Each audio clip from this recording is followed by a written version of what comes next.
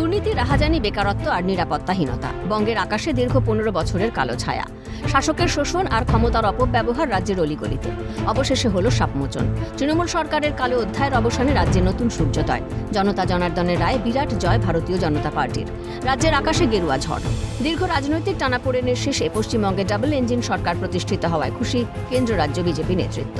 এই জয়কে জনগণের জয় বলে আগেই অভিহিত করেছিলেন প্রধানমন্ত্রী নরেন্দ্র মোদী। আর এবার বিজেপির জয়ের জন্য দলকেও ধন্যবাদ প্রধানমন্ত্রী নরেন্দ্র মোদীর। এক্স বার্তায় প্রধানমন্ত্রী বলেন, অক্লান্ত প্রচেষ্টা এবং সত্যের পথে চলার মাধ্যমে অর্জিত সাফল্য স্থায়ী হয়। এটি কেবল আত্মবিশ্বাসী বৃদ্ধি করে না, বরং মনে গভীর তৃপ্তিও এনে দেয়। যারা বিজয় কামনা করে তারা শক্তি বা বীরত্ব দ্বারা জয়ী হয় না, বরং কেবল সত্য ও অহিংসা, ন্যায়পরায়ণতা ও একাগ্র প্রচেষ্টার দ্বারাই তারা জয়লাভ করে। কেবল আত্মবিশ্বাসী বৃদ্ধি করে না, বরং মনে গভীর তৃপ্তিও এনে দেয়। রাজ্যের জনগণকে ধন্যবাদ জানিয়ে এক্স বার্তা শুভেন্দু অধিকারীরও।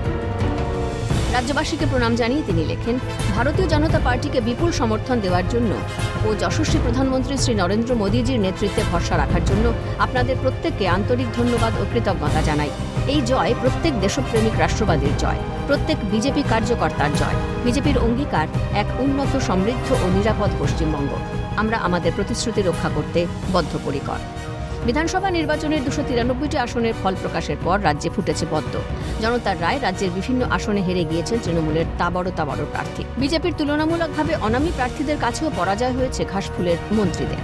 বাংলার এই গৈরিক জয়কেই কুর্নিশ প্রধানমন্ত্রীর। ক্যালকাটা নিউজ।